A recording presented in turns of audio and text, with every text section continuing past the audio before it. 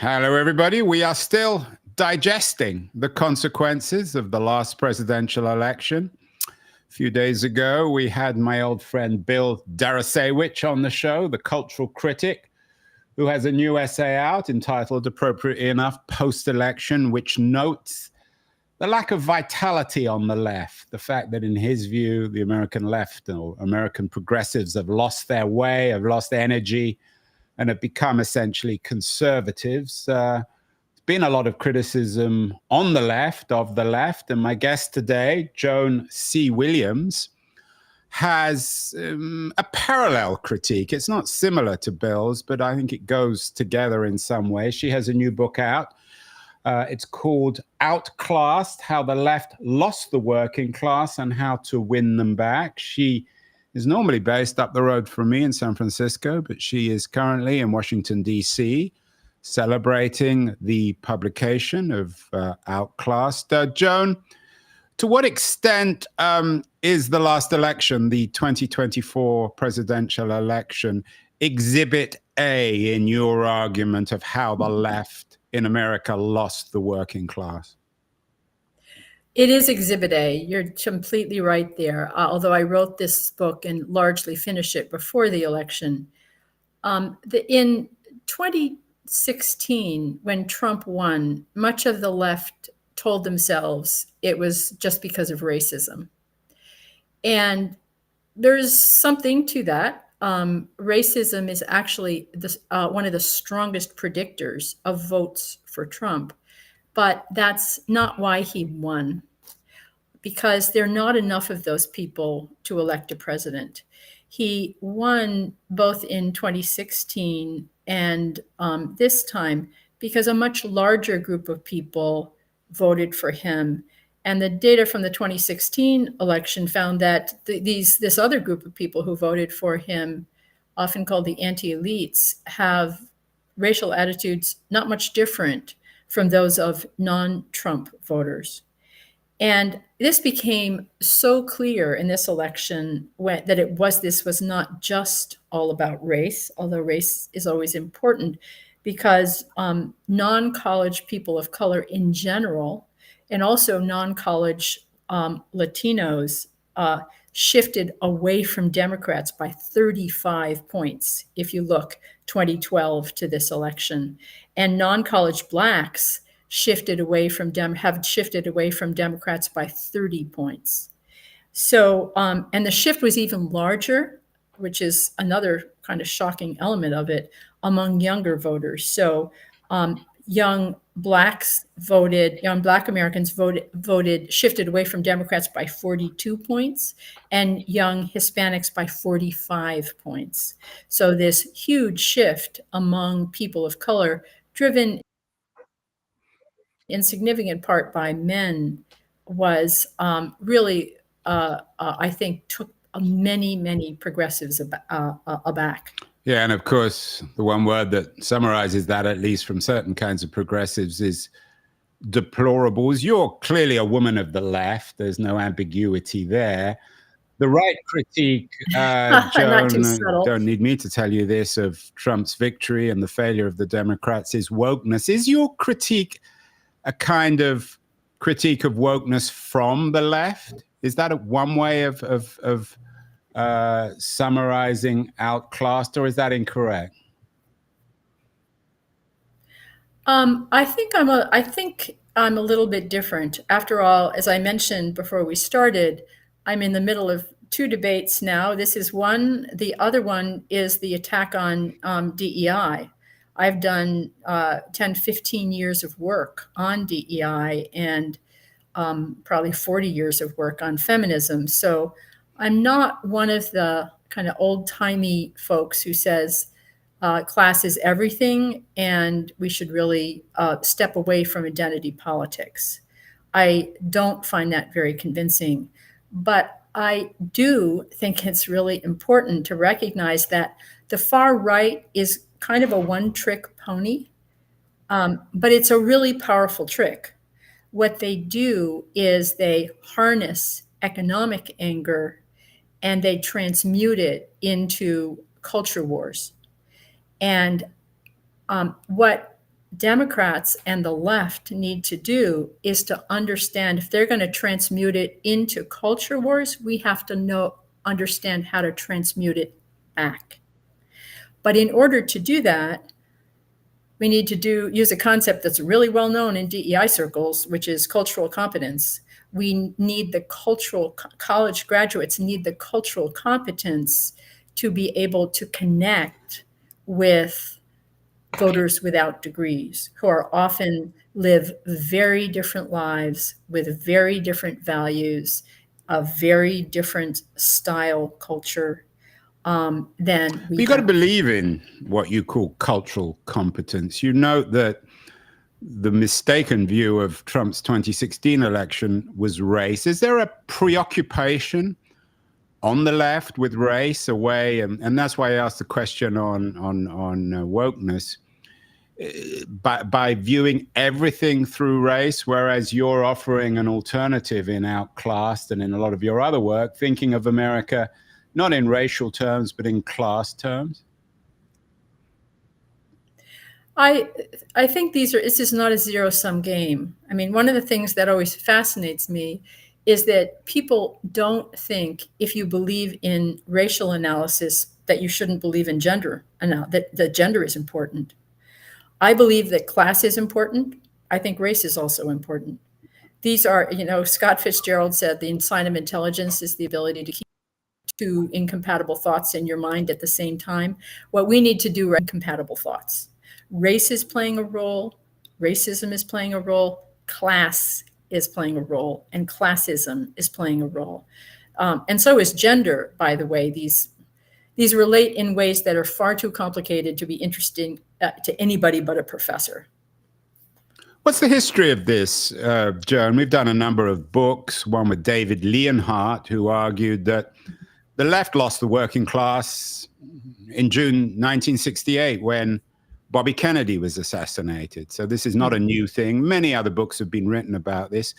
When, in your view, and the subtitle of the book is How the Left Lost the Working Class, when did the left begin losing the working class? Was it during the 60s and the split between the so-called hard hats, the working class union leftists, and Students for a Democratic Society? You're a political warrior too, so you probably have lots of personal memories of those times.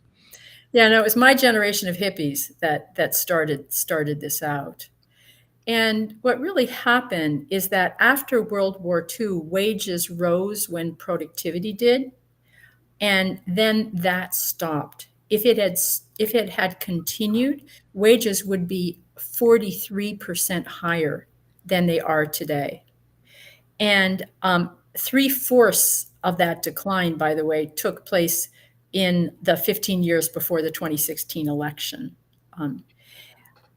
In exactly that period, my generation of hippies, and I was one of them, shifted attention away from creating a stable life for blue-collar families, which was the focus during the New Deal, and arguably until around in the 1960s. And we focused attention instead on environmentalism, racism, sexism, and other issues of greater interest to upper middle class college kids than the fate of blue collar families. And so you had this not very healthy combination of just when blue collar Americans were really getting screwed economically, that the attention of the Democratic Party focused largely on the chief concerns of college grads. And the last election was a really, really good example. I'm very sad to say. If you look at issue salience among Trump voters and Harris voters, there's a really big difference. First of all, defense of democracy is way high up for Democrats, but it's way, way down for Trump voters. What Trump voters tended to care about were inflation and the economy, much more so than the cultural issues, much more so than defense of democracy. many in the kind of fragile and failing middle class in the US, they feel like democracy has failed them over the last 40 years for a really simple reason. Democracy has failed them. Virtually all Americans used to do better than their parents, earn more than their parents did. But for those born in the 1980s, it's now just an even shot. And so the middle 50% of Americans has really seen the fading of the American dream.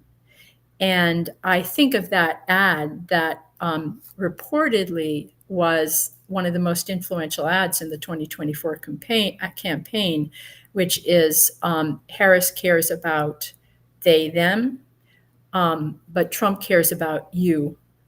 And that ad picked up, no doubt, people who were transphobic, as we would say in my circles, but it also picked up a much broader range of people who were very, very dissatisfied that the Democrats were not focusing centrally on inflation and economic issues. For a long time, Democratic pundits said inflation was just transitory and we shouldn't really worry about it.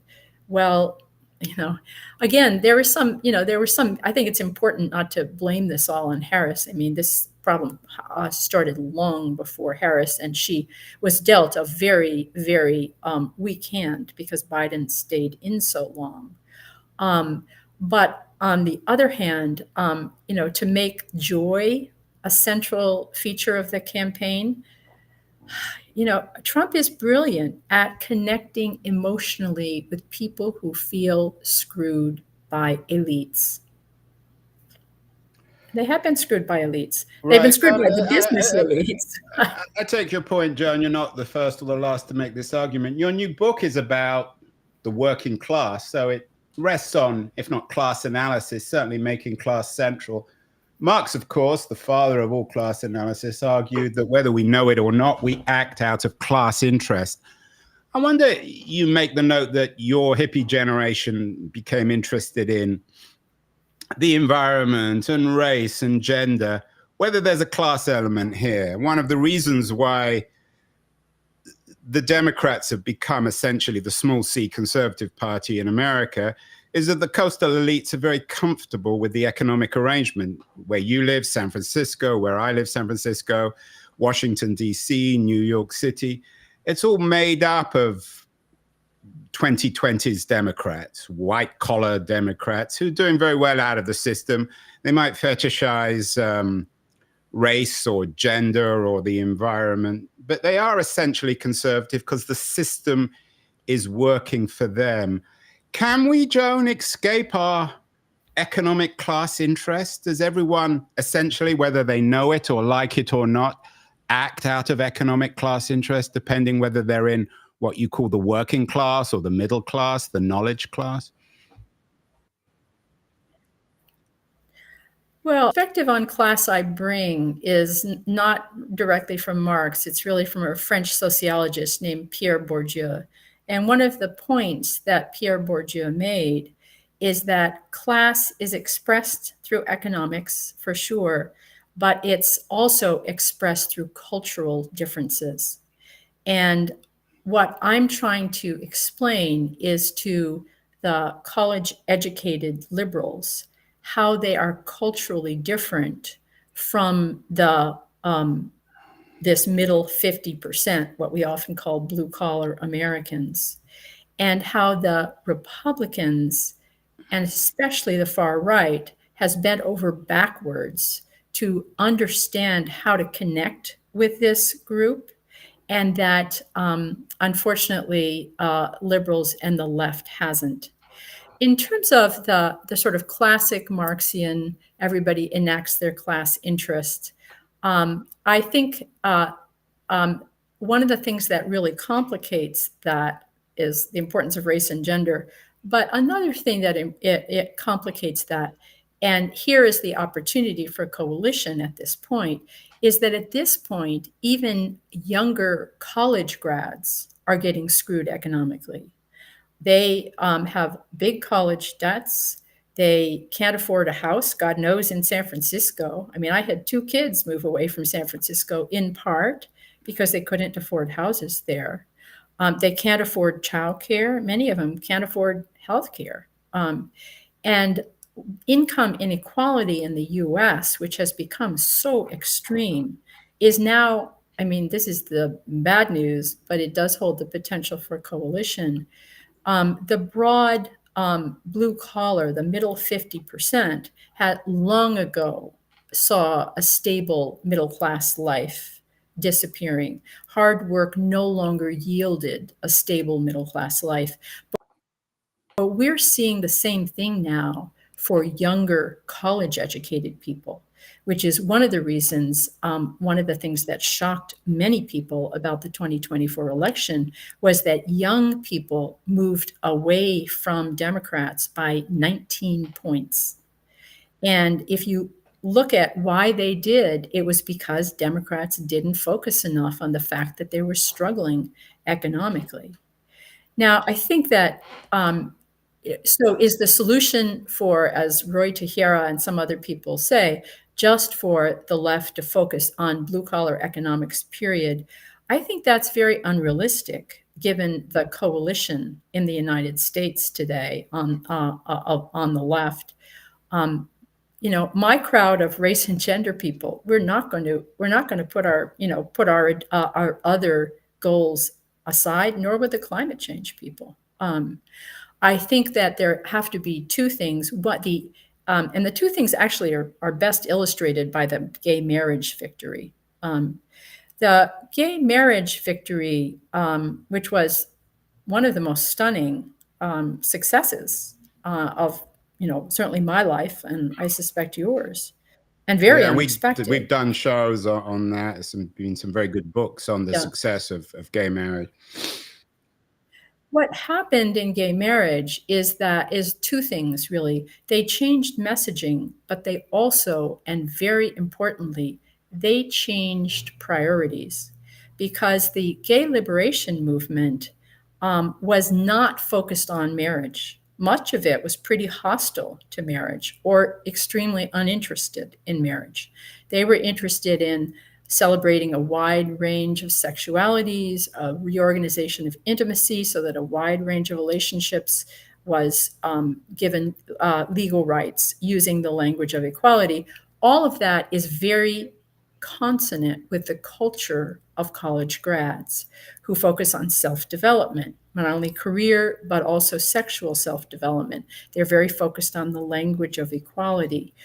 But what the gay marriage movement did, and this comes from an interview with my colleague Matt Coles, who teaches with me at UC Law, who headed up the Marriage Equality Project for the ACLU. Matt said that they shifted to marriage because they realized that, to quote Matt, our people wanted it. He recounted to me after they got domestic partnerships in San Francisco that he went to see the celebration where people came the first day and saw people doing a promenade down the grand staircase. And he said, I suddenly got it. He said, these weren't doctors or lawyers. These were ordinary, average people. And for them, it was the prom, it was the wedding ceremony, it was the ability to say, Mom, yeah, I got married. In other words, what the elite gatekeepers realized is that many people didn't want to smash the hegemony. They just wanted to join the hegemony. And they changed priorities. Well, that sounds to me, Joan, an incredibly conservative argument. It's basically Andrew Sullivan's argument, one of the big pioneers of gay marriage, that gays are conservative as mainstream people and that they embrace the incredibly conservative institution of marriage. Is that what you're saying? I mean, what is you seem to be... I'm not making a value judgment. Well, you are making a value judgment in the book about being outclassed. I mean, it's a polemic suggesting that the Democrats have made the mistake. You talk about something called cultural competence and messaging. What exactly should this message be? Should it be a message about valuing cultural institutions like marriage, like the family? Then what makes the left the left?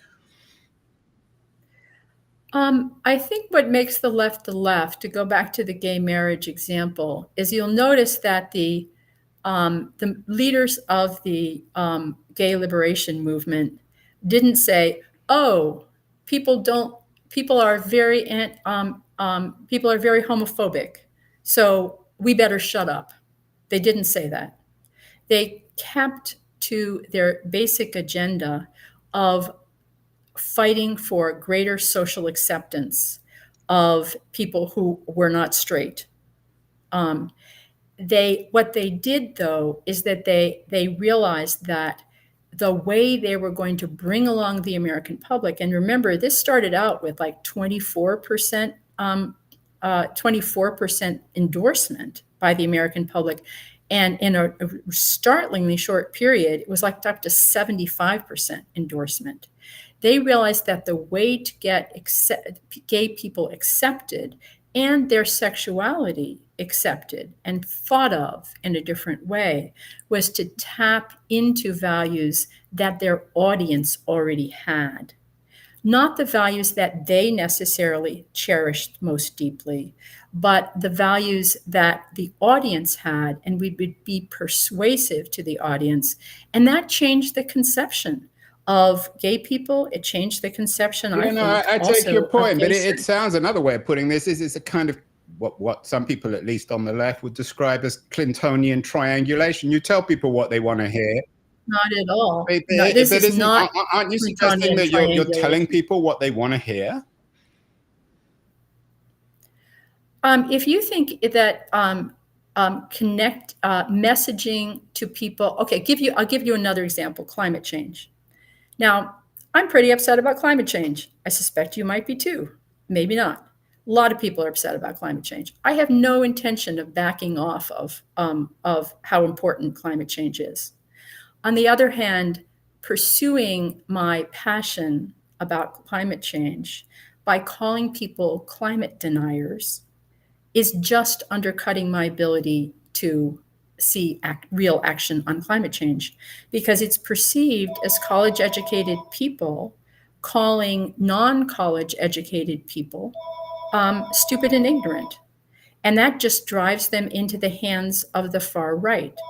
Are there any alternatives? Yeah, they're really once you develop this basic class competence, you can use the place loyalty, which is very, very deeply rooted in this middle 50%. They are very, very loyal to the places they grew up. My crowd is they're very proud of being a global elite, but not the people we need to persuade about the importance of climate change. So you say to them, it's really an outrage that because of the preferences of big oil, you can't farm the way your grandfather farmed. And also, family farms, one of the things that the Inflation Reduction Act did is to give hard-strapped people who own family farms additional cash flow through wind farms and solar farms. And that's great. So Republicans are going to take that away. It is very easy, once you kind of understand the basic grammar of what I call the class culture gap, the difference between the culture of college-educated elites and the culture of ordinary average people, to quote Matt. It becomes easier to explain to people why they should care about the issues that we care about. Now, it's important, though, that none of that is going to work if you don't put at the center, first and up front, anybody who works hard in America deserves a stable middle-class standard of living. No more three part-time jobs. No more 3 part-time jobs.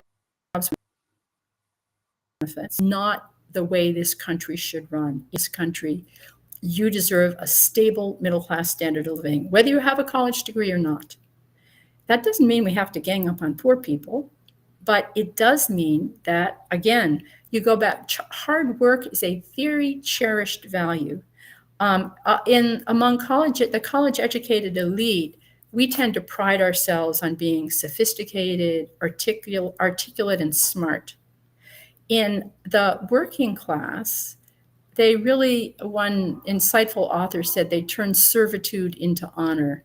So what they need is the self-discipline that you need to get up every day on time without an attitude to a not very fascinating job often. They need that self-discipline. They value the institutions, the traditional institutions that anchor that self-discipline, religion, the military, traditional gender roles. That's what they value because it makes sense in terms of the jobs that they have and they're raising their children to have.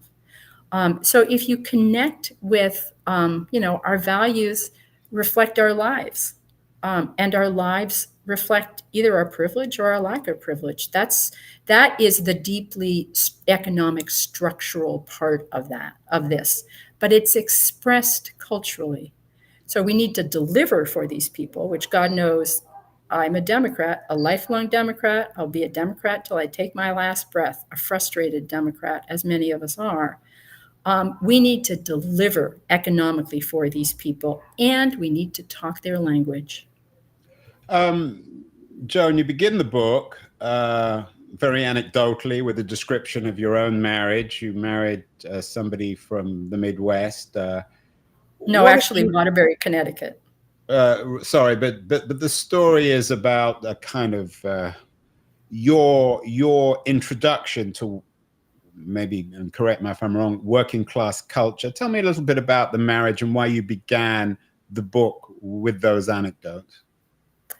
I began the book with the anecdote where the first time my future in-laws ever visited my husband and me, this was in Somerville, Massachusetts. We were both going to Harvard Law School, but they came from a Rust Belt town. And we were all cooking, we were all cleaning up after dinner. And my mother-in-law asked me, "Where do you keep the butter?" And I said, like, it's a great story. What does he think I am, a Martian? So I just said, "I keep it under the bed." So I was like, what? She put the butter under the bed. And that's when I realized, I think she's really weird. I mean, first of all, my parents would never stay with us. Who are these people staying in our apartment? My parents would have taken us out to dinner. They didn't take us out to dinner. My parents wouldn't have helped with the dishes. It was just, everything was different. I realized that I thought they were weird and they thought I was equally weird, that there was a real culture gap between just their everydayness of their lives and mine. And that really began, a lifelong, just as I've been fascinated by race and gender and how they shape what is common sense in profoundly different ways for different groups. The same is true of class. I'm sure you're familiar with the work of Arlie Hochschild, the sociologist in Berkeley, just over the bay. Yes, no, Arlie. And symbolically, she made the same journey as you. What's been the reaction to your argument, not on the left, not in Cambridge, but in Kansas or in places like Kansas? Thomas Frank, of course, is very famous for his book, What's the Matter with Kansas? He's one of, I think, the founding figures in a populist leftism. You ask, what's the matter, not with Kansas, but with Cambridge?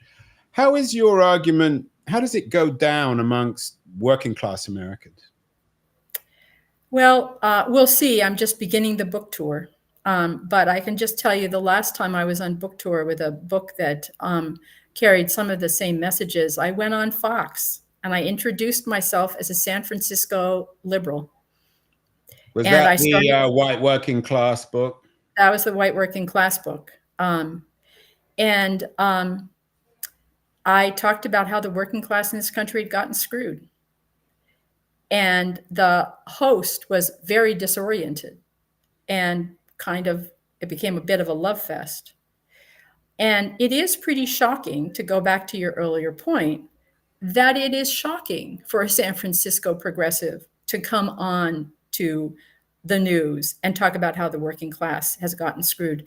There's one study of Tucker Carlson, of all people, not a working class person, either in origin or in self-presentation. And it found that in, I think, a 5 or 6 year period, in 70% of his shows, he was railing against elites, including economic elites. I mean, the one trick pony element of the far left, and this is true abroad as well as in the United States, is to take anger against economic elites and redirect it against political elites and cultural elites, the kind of my woke crowd.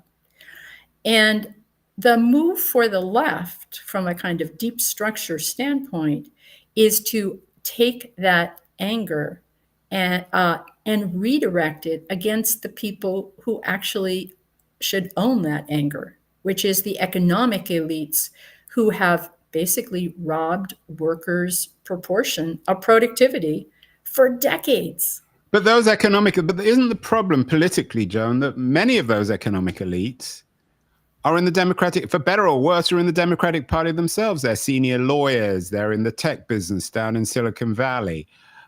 They work for the government. They're in business. They're in banking. So how does that work within the Democratic Party? Republican donors are smart enough so that they tolerate anti-elitist rhetoric. Democratic donors need to get smart too. I mean, you've probably heard stories, and I have as well, that Kamala Harris actually started out in a speech in North Carolina decrying price gouging and using anti-elitist rhetoric. And then she was reportedly told to back off. And she did. And she focused on defense of democracy and abortion rights, two issues, I should say, very cherished by me, but also very class-linked. Very, very cherished by the college-educated elites that in the Democratic Party. Now, the question is, do you want to mind meld or do you want to win? If you want to mind meld, don't change anything. One major pundit said recently, what Democrats are looking for is a catharsis. And my reaction is, I'm not looking for a catharsis. This is not about my emotions. I'm looking for a coalition that can win. And you're right that there are some influential economic elites. God knows we've seen them trooping to the White House. They used to be Democrats. Who knows what they are? I don't think they were very political in the Democratic Party. But you know what? There are a lot more in the Republican Party, and they're doing a great job at appealing to the working class. So having elites in your party does not preclude your ability to mobilize and entrance the working class. We've certainly seen that. It's not just about messaging. The Republicans have an argument, maybe bogus, but about trade, about tariffs, about America's role in the world in terms of empowering the working class. I take your point on messaging, and obviously it goes without saying that Democrats don't want to, a la Hillary, alienate working class Americans, but it requires structural change too. It requires rethinking capitalism. You noted earlier that Democrats should be telling Americans that they don't need to work 3 jobs. I take your point, and I don't think anyone would necessarily argue with that. But that requires a profound change in the architecture of American capitalism. So it's more than just messaging, isn't it? I am not sort of the view that things aren't going to get better until we have a profound change in, it depends on what you mean in by a profound change in capitalism. Certainly the capitalism that we have that worships nothing but shareholder value and erases the moral and economic claims of workers. Yeah, that has to change. That has to change. But you know why? It isn't working for shareholders. You know, if you are a shareholder or in big business and you think the economic climate as we speak today is peachy keen with huge tariffs that change every millisecond, and haphazard cuts to government programs, so you can't even get the FDA to get back to you on the phone to see if you can approve your drug. If you think this is peachy for capitalism, definitely don't change anything. I do not think, I think this has gotten so out of hand that it's not even good for big business. And I think business will eventually hear that. What about the role of unions in terms of full-time jobs? If people are not going to have to work 3 different jobs, they need full-time labor, they need the protection of their labor. The unions are central, it seems, in the history of all this. Where do you see the unions changing their message or their role? One of the reasons we're so far up a creek is that what is it, 6% of private employment is unionized? I don't know what it's around that. It's just some heartbreakingly low number. On the other hand, having been someone who has, been very concerned about the waning of unions, I don't think that the left can wait until unions regrow to change the political situation. I think that the care and feeding of unions, which fell by the wayside with the new Democrats and neoliberalism and Clinton, was a tragic mistake. I think it led us to where we are. I was pleased to see a union leader at the Democratic National Committee. I was not so pleased when his speech wasn't even televised in the network that I watched. But I think that certainly there's no doubt that the waning power of unions has led to the American worker getting screwed. Finally, Joan, there is an ongoing debate. Your new book adds to it about why the Democrats lost the election. Best-selling book, I think, at the moment on the New York Times bestseller list, maybe to be displaced by yours, is Ezra Klein, Derek Thompson's Abundance, which is a kind of centrist technocratic position. There are critics of Klein's technocratic approach from the left, people like Bernie Sanders and AOC. What's your analysis of this debate? And where do you position yourself in your book? Are you in the AOC Sanders wing, or the Ezra Klein wing, or maybe a third wing that we don't even identify? I'm a professor, so I'm a group of one. Certainly, the Ezra Klein book. I mean, you live in San Francisco. I live in San Francisco. Do you think there's too little housing in San Francisco? Do you think it goes without saying, and it goes without saying. Yeah, I mean, do you breathe? Especially from an environmental point of view. But I think you breathe. Yeah, of course, there's too little housing in San Francisco, and of course, overregulation is part of that. It's not all of that, but it's part of that. And I think that the Ezra Klein book opens up the room for liberals to say regulation has become self-defeating in some contexts. Sort of deregulation, that's a complicated topic, but it's hard to live in San Francisco and not agree with the abundance agenda to that extent. But I don't think it goes at all far enough, because it is just a kind of placing a very small piece, which is our ability to build stuff, which is hugely important for housing. It's hugely important for climate change initiatives. But that is not all that ails American politics by any means. I think AOC and Bernie Sanders have a lot to offer. I watched with admiration the anti-oligarchy campaign. They were drawing large crowds in red states.